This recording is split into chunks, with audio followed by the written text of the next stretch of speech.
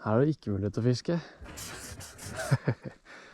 Sikker på at vi kunne fiske her, siden det har vært en uke med mildvær nå, men det... Faen. Ja, da får vi fiske på en annen måte da. Bare snu, gå hjem, skifte klær, skifte stang, og sykle til en ny plass. Fy faen.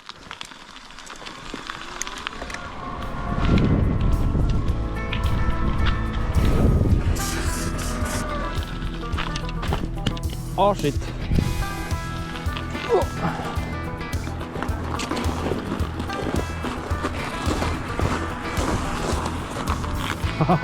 Her går det i hvert fall ikke an å sykle det.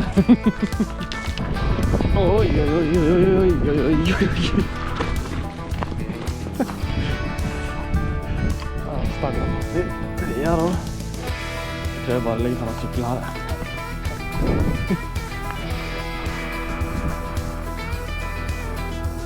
Shit. Går det her? Ja da. Jeg sklir hele veien ned på grusen, vi. Snowboard. Ok, lavandrag da. Det er det. Sånn. Da er jeg inne på den her. Velkommen tilbake, folkens. Planen var jo egentlig fluefisk i dag, som dere så. Jeg var helt sikker på at den vika var smeltet vekk nå. Så det har vært mildgrader i, eller mildvær i, ja, en uke nå. Men så ble det ikke, så da ble det ikke fluefiske, så da går vi tilbake til her vi har vært tidligere. Det blir bare litt sånn lokalt nå de neste videoene, for at jeg har en valp hjemme. Som nå jeg har hatt i snart 4 uker. Så nå driver han med burtrening. Så får han vært en time eller 2 i bur. Så får jeg fisket litt, så blir det jo bedre og bedre etter hvert. Han er jo litt for liten til at jeg kan ta han med ut i kulda, at han kan stå her lenge. Men etter hvert så blir jo det en trofast turkamerat. Så dere kan se noen klipp fra da jeg hentet han her. I dag er en stor dag. I dag skal jeg nemlig hente et nytt familiemedlem, et tilskudd til denne kanalen her, og en, skal jeg si for noe? Et nytt medlem av klubben vår. Så i dag skal jeg hente meg en valp. Så jeg har holdt på nå i en stund, og så rigget litt med bur, få tak i bur, få tak i mat, få tak i litt leker. Så har jeg en seng her. Og så har jeg fullt av ja, gnagebein og pisselaken og leker og alt som er. Så nå skal jeg gå og hente den nå. Så let's go. Her skjønner jo ingenting. Hvis det er noe som bærer meg opp og tar meg ut for alle vennene mine og familien min. Hva er det som skjer?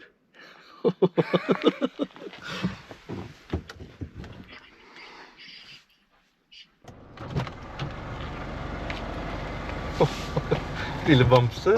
Liten bamse, vet du. Hei! Hvor var det skummelt? Var det kanskje å få ned Ruben litt? Halla. Doggy. Skal ha snudd den, vet du? Hei. Hei. Det var jo rart, hva du tenker deg? Jeg får ikke den opp nå. Nei, jeg har ikke den ennå, vet du. Får vi komme oss hjem, vi, hæ? Kom oss hjem. Er du redd nå? Nå har vi kommet oss hjem, og det er sikkert litt rart. Kommet her fra 8 valper, 8 brødre og søstre, med bestemor og mamma. Og så plutselig være helt alene, sammen med meg. Var det skummelt? Hæ? Synes det var litt skummelt, virker det som. Så nå blir det å leke som en galmann her, og kose og få han trygg i heimen. Ikke sant? Kenzo. Kan dere se han litt dårlig nå? Det her er Kenzo. Hallo, Kenzo. Jeg spurte han akkurat om han har pisset. Han har ikke pisset i det hele tatt. Du er bare trøtt, du. Så jeg må ned og kikke under sofaen sånt nå, om jeg kan se noe piss noe vei, for at nå har jeg hatt han siden klokka 2. Nå er klokka 5:30. Du har ikke pisset eller bæsja. Du har vært ute 5 ganger. Og du har spist mat og drukket vann, men ikke gått på do. Du må kanskje ikke på do da. Vi får vente litt til å se. Nå hadde vi akkurat vårt første piss her inne. Endelig på en måte, og en god del. Og det er jo klart at... Nå skal du lette en plass å drite av nå. Kanskje vi skal gå ut. Vent litt, 2 sek. Ja, som jeg skulle si, det så ut som at han måtte drite oss siden han først pissa. Og det gjorde han jo. Men det er jo ikke noe å være sur for. Det er ikke noe å være sur for. Når han har fått bæsja og tissa, det er jo greit. Jeg regner med at det kommer til å skje inn uansett. Det som er at det er jo klart at med en gang man tisser og bæsjer inne, så er det jo veldig gøy å tråkke i sitt eget piss og gå utover stua. Og så er det ekstra gøy når jeg begynner å tørke opp i papir. Ikke sant, Kenzo? Ja, det er gøy. Ja, det er gøy det. Piss er gøy.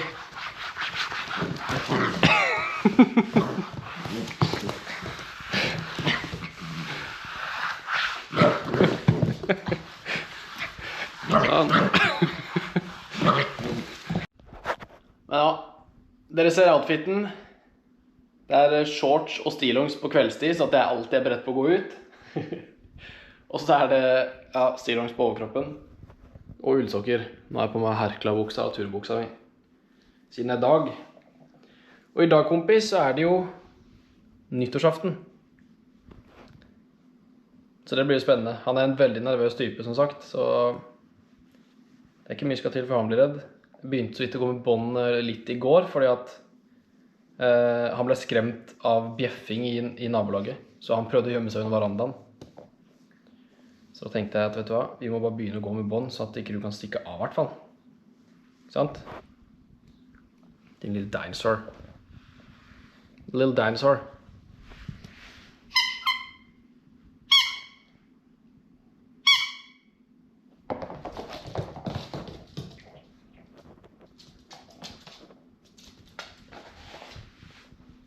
Så det her er da dag nummer 2.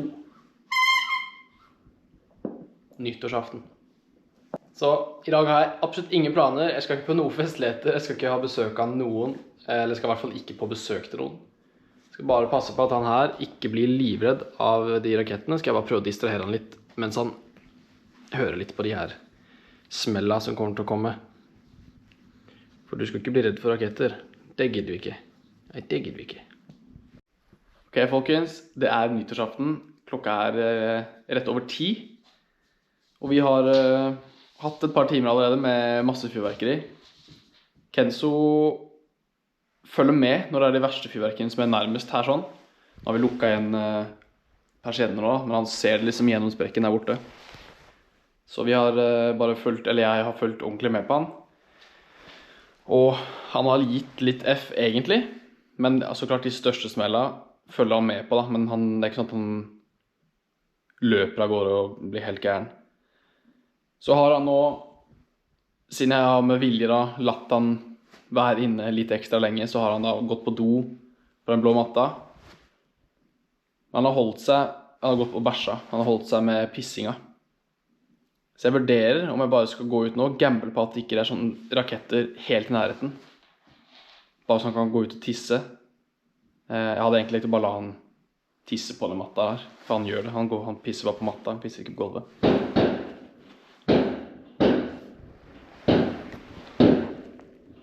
Som dere ser, så er han rimelig chill. Da er det fyrverkeri rett der, og han ligger bare og chiller. Å, du er så flink. Hæ? Å, så flink du er. Ja. Sånn. Så han bryr seg ikke så mye med fyrverkeri så lenge han er her inne. Men jeg er livredd for at han skal bli helt gæren hvis det er fyrverkeri ute, hvis han sitter og pisser eller noe. Men nå har jeg kledd på meg, så vi får teste. Så satser vi på at han har det fint i senga si, og så prøver vi å fiske litt. Vi går jo bare ut ifra hva som helst i dag. Det er ikke noe spesiell fisk jeg er ute etter. Det er kaldt i været, det er kaldt i vannet. Så jeg tror vi skal se oss fornøyd med hvis vi får noe. Jeg regner med at hvis vi får noe, så er det lyr. Muligens berggylte, her som vi står nå. Det er lavvann, så vi får se om det er noe annerledes i dag enn det var sist gang vi var her. Let's go! Ok, første kast. Kjører litt knæsj farge. En rosa Savage Gear Sandhill. Ser vi om det kan gi oss noe fisk i dag.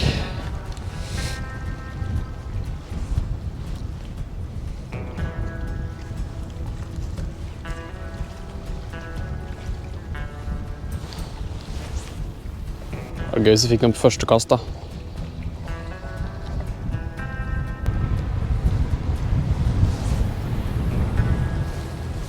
Prøver å la den synke litt. Føler at de fiska ligger litt dypere i dag.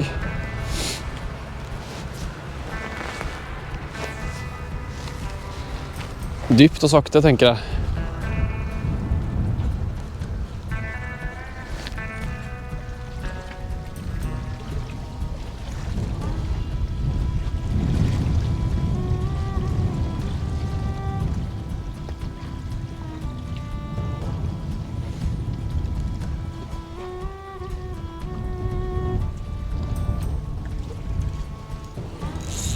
Og der av igjen.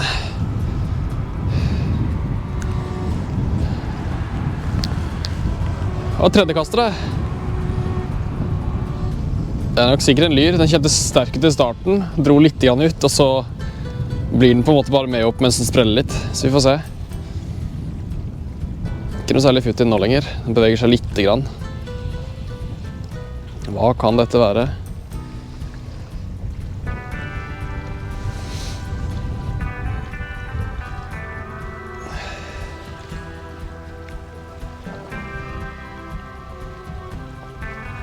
Det er en lyr. Så vi klarer å få håpe den opp.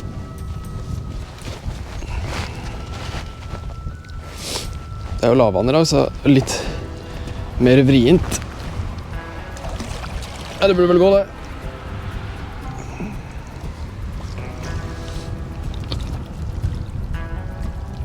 Fy flate. Hadde den en fisk i munnen fra før, eller? Eller en annen krok? Dæven, så nesten sånn ut. Han en liten fisk. Jeg prøver å være litt kjapp på nå da, legge den på gresset her.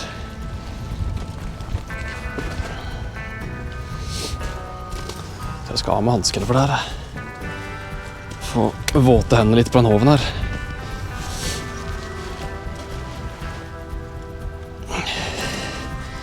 Det er gøy da. Tredje kast.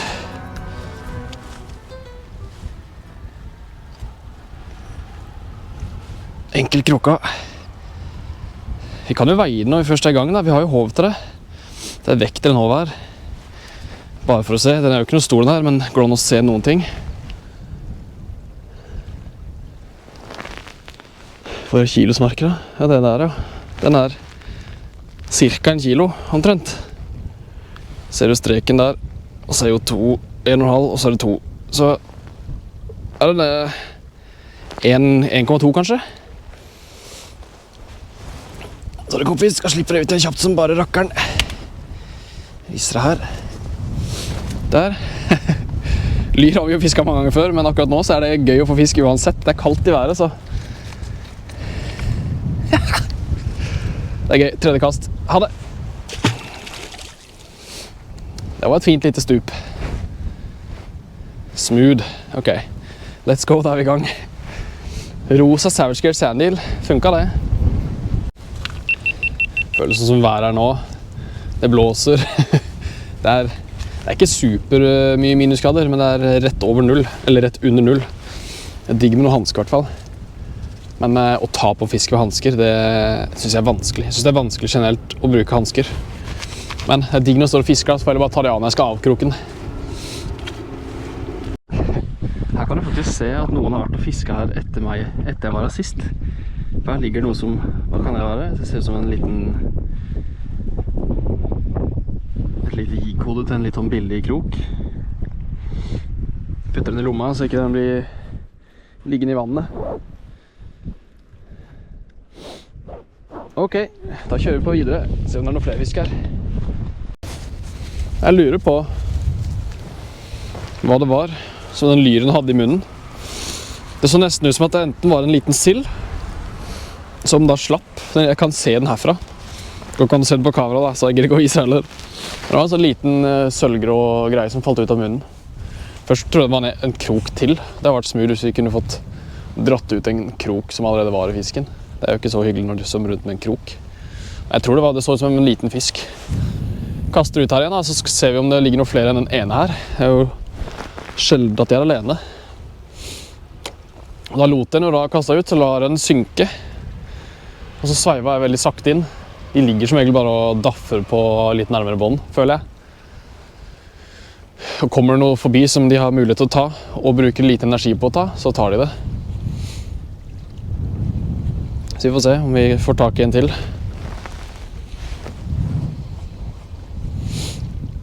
Gjerne en litt større en. Når vi først skal ha lyr, er det nok her, så det har gøy fått noe som faktisk var litt stor størrelse på.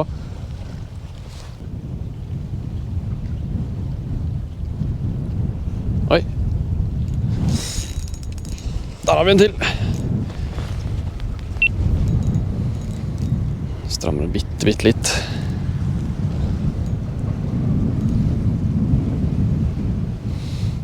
Det kjennes som samme størrelsen lyr.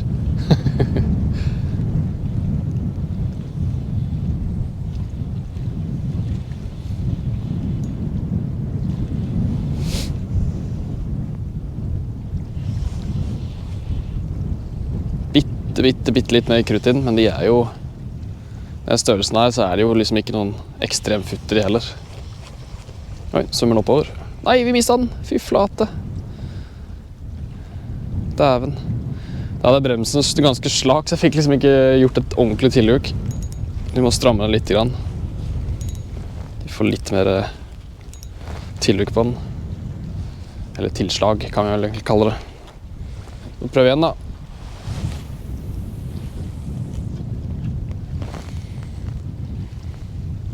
La den bare synke ganske langt ned.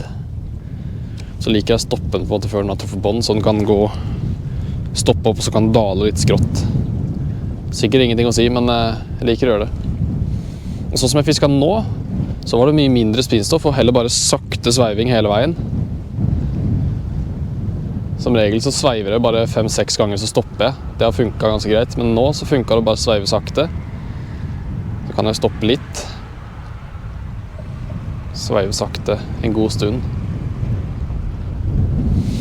Se om de biter på. Det er noe som napper i hvert fall. Ta en spinnstopp der da. Prøv igjen. Se om det er gira. Det var det ene nappet. Gadd ikke mer. Ja, får vi prøve igjen da. De er her i hvert fall. Det er lyr. Ok, da prøver vi igjen.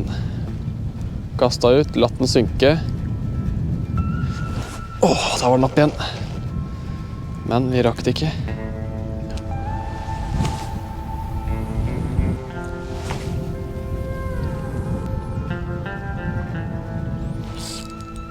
Der. Oi, litt mer vibrasjoner i den i hvert fall. Det var plutselig litt for stramt, denne bremsen nå.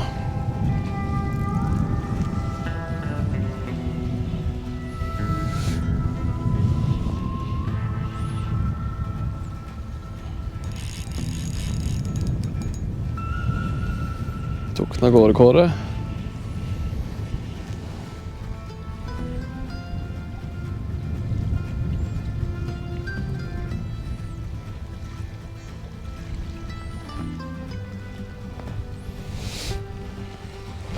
Cirka samme sizen som i stad. Jeg finner ut av noe i måleren.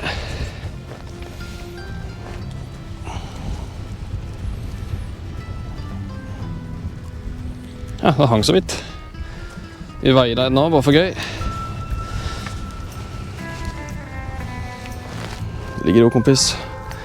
Ja, den her er faktisk nærmere nesten 2. Det er rett over 1,5. 1,6 kanskje. Ser det der. Hvis dere kan se det. Så jeg har ikke større enn denne i stad. Morsomt.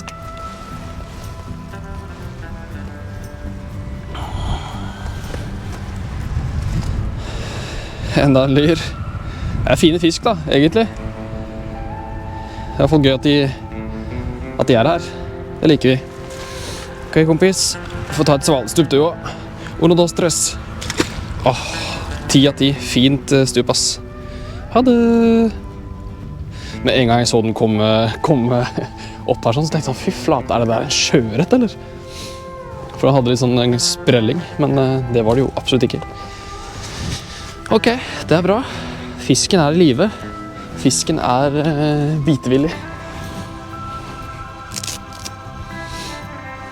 Det skal jeg vise det i sted, men det fisker på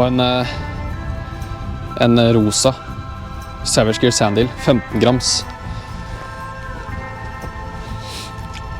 Jeg har opplevd og hørt fra andre fiskere at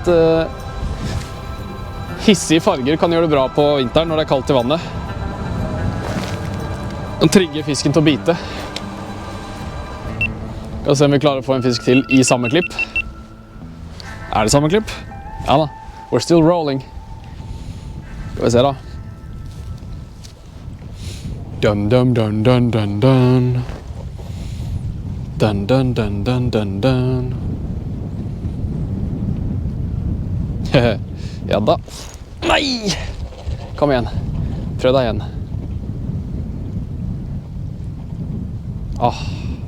Kjipt ass. Kom igjen da. 2 fisk på ett klipp. Det hadde vært morsomt. Det hadde vært kult hvis du gadd.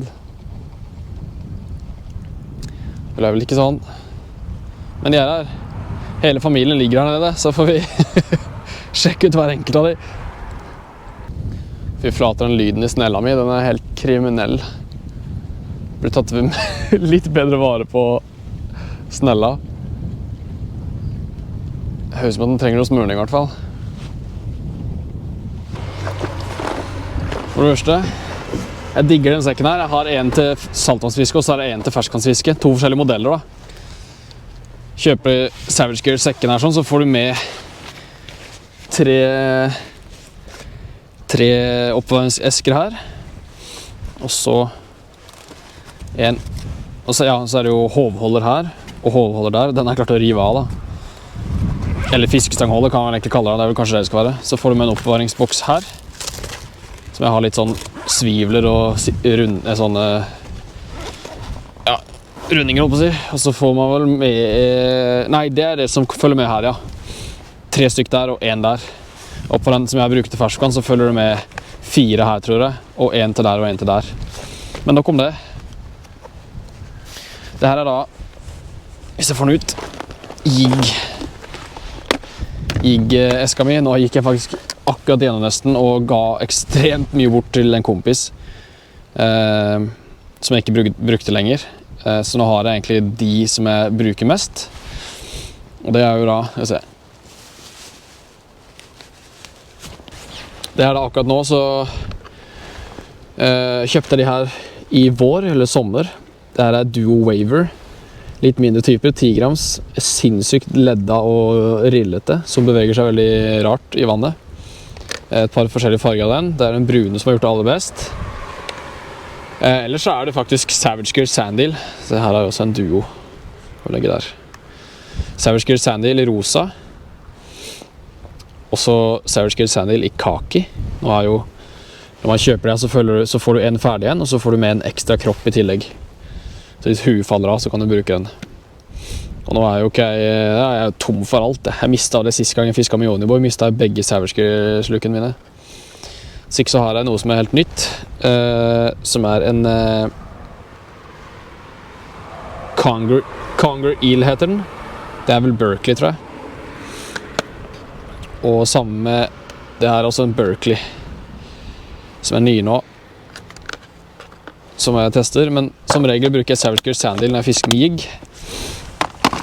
etter lyr eller torsk, eller ja, også havabbor og sånne ting. Og så har jeg jo, nå er det ganske dårlig utvalg her, for de fleste jeg har nå er ikke pakket ut ennå. Men det er jo så klart Savage Gear Seeker. Her har du en Savage Gear Seeker som er ferdig rigget, som ikke er line-through. Funker bra. Jeg er jo fan av Line True da, men her har du også enda en Seeker i litt mindre farger, nei, mindre størrelse. Og så er det jo masse Line True som ligger her da, som jeg ikke har rigget opp ennå. Og så er det også Savage Gear Sandil som ikke er jigg da, sånn som de typene her. Og de synker ikke så fort, så de kan fiske ganske høyt i vannet. Synes jeg funker bra på inn i bukter og sånt nå. Det er jo egentlig den jiggen som jeg bruker mest, og så er det jo den som jeg akkurat viste, men nå er det jo ganske tynt oppi her. Her er også noen wobblere som det er. Jeg bruker jo egentlig ikke wobbler så mye, jeg synes det er litt kjedelig å fiske med fra båt i hvert fall. Som regel så kaster jeg fra land. Men jeg har fått tak i noen kastewobblere nå, som er helt nye. Det her var den jeg fikk lyren på siste gang fra båt. Som jeg tror den her kan være ganske kul å bruke på sjøørret også. Eller havabbor, som det står, på eska så står det at den her er til havabbor, så det blir jo morsomt å prøve til neste år. Hvis ikke så er det jo, har jeg jo en god del nytt som ligger oppi her, som jeg ikke har testet ennå. Teste litt og litt. Jeg kan ikke åpne alle eskene med en gang, for at jeg har lyst til å prøve å huske navnene på dem. Så jeg bruker en og en, tester den ut, finner ut av hva jeg synes er bra, men hva som jeg ikke liker med den, og så legger den i eska, og så prøver jeg en ny en senere. Fy flater, det er kaldt. Hiabadabadoo.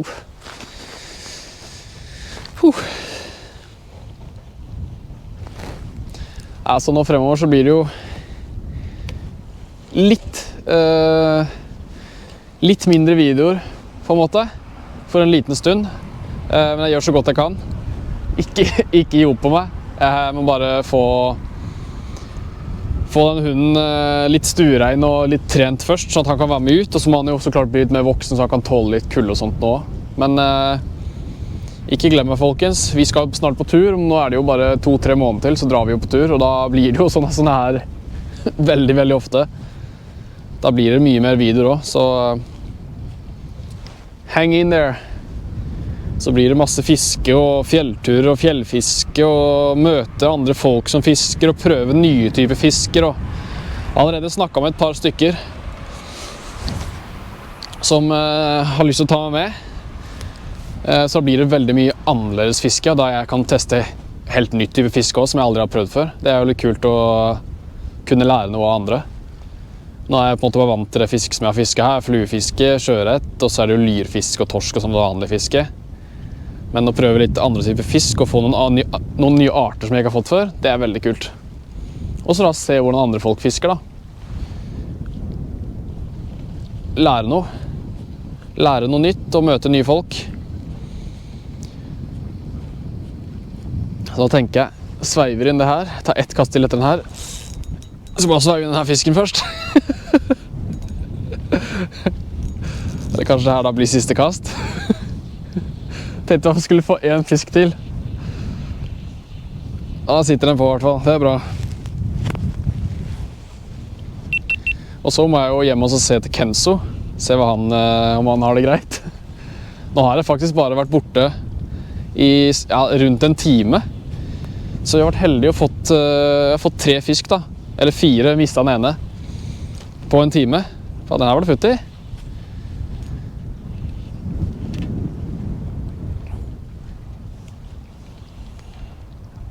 Ja, det er jo ikke så rart. Å, fy flate! Sjekk den da! Det er jo ikke rart at det er futt i den. Det er jo en berggylte. Det tror jeg er det største jeg har fått til nå. Ikke mist deg da, kompis. Bli her. Halla. Det er jo ikke rart at det var litt futt i deg. Hello, beautiful. Deilig avslutning på dagen da. Sjekke vekta på den her med en gang. Det her er hva er det her for noe? Se, nå har jeg 15 gram sluk da. Men det her er faen meg nesten en 2 kilos. 1,7 kanskje. Det er vanskelig å se, men 1,7 kilos berggylte. Eller vi kan si 1,5 vi, for at det er litt usikkert. Ja, 1,5, det må det være. 1,5 berggylte. Kilo. Kongeavslutning da. Begynte å lure på hvorfor i huleste det var så mye futt i den lyren som jeg trodde jeg fikk. Dæven, du beit virkelig over den der jiggen der, kompis. Åh, diglefiskene her, de er så jævlig kule. Få det hukka ut av den hoven, i hvert fall. Sånn. Fy flate. Sjekk den da. Den er jo dritfin. Jeg digger fiskar, ass. Jeg har egentlig aldri fisket de så mye, men nå de siste månedene har jeg fisket litt. Fy flate, sjekk så fin. Det er en av de fineste fiskene jeg har fått noen gang, sånn peneste. Fy flate. Sjekk den da. Se på den fine halen. Og så de kule piggene.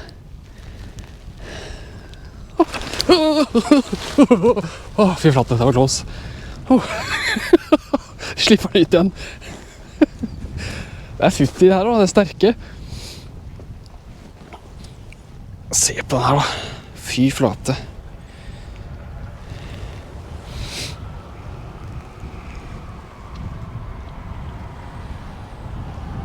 Den er fin, ass.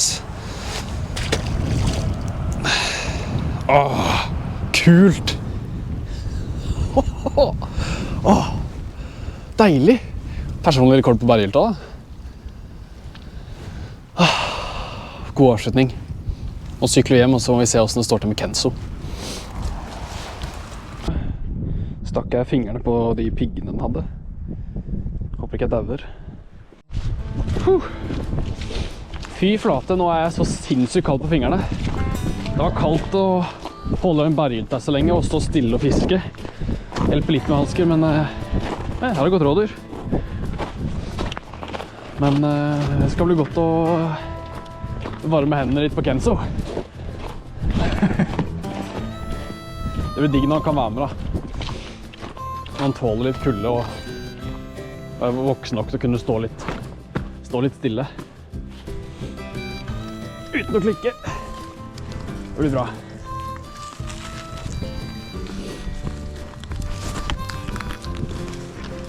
Å, fy flate, det er godt da. Ai. Nå kom oss inn på snøen i vitten her. 1, 2, 3. Sånn.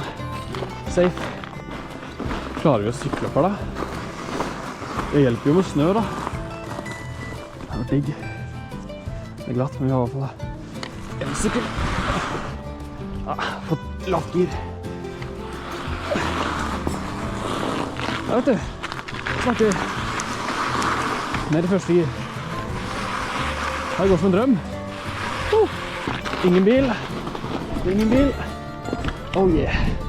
We're free.